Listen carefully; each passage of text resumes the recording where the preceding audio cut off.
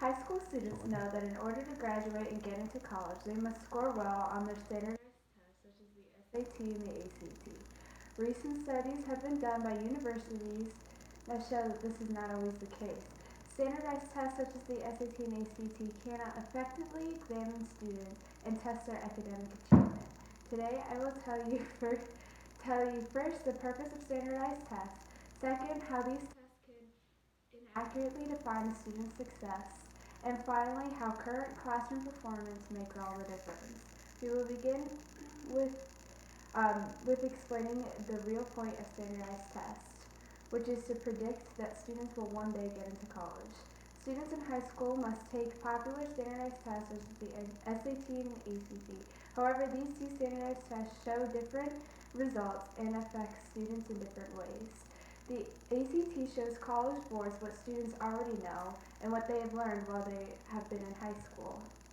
The SAT covers topics that students may not have learned yet in high school. However, these topics may be what they will learn in college one day. Even though standardized tests were only used to predict students' future academic success, they have been used in greater factors. Standardized tests have been used to determine how much scholarship money is awarded to a student. Standardized tests also determine whether a school can stay open depending on the performance of the students. Thus, schools must put pressure on their students to do well. Standardized tests are encouraged to be taken multiple times. However, if standardized tests' main goal is to predict how well a student will do in college, how can this be an accurate calculation?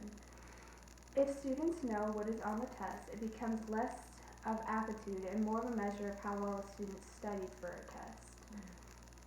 If students were not prepared to take the exam and it was randomly taken, those on the college board could determine how well the student would do in college more accurately.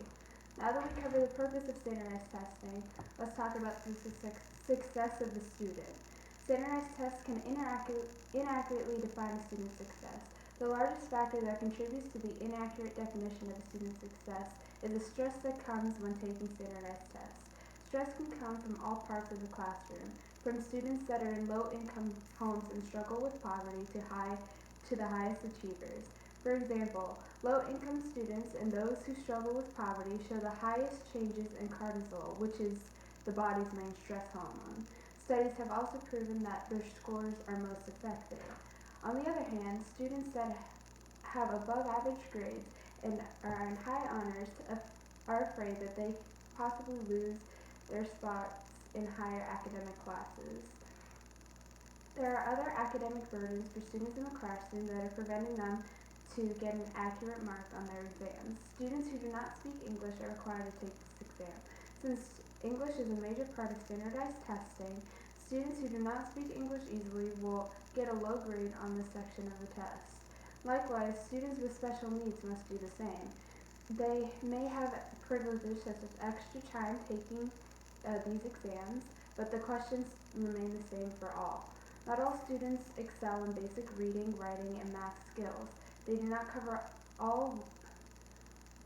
How can an exam accurately test and define a student's success if they do not cover all ways a student can succeed?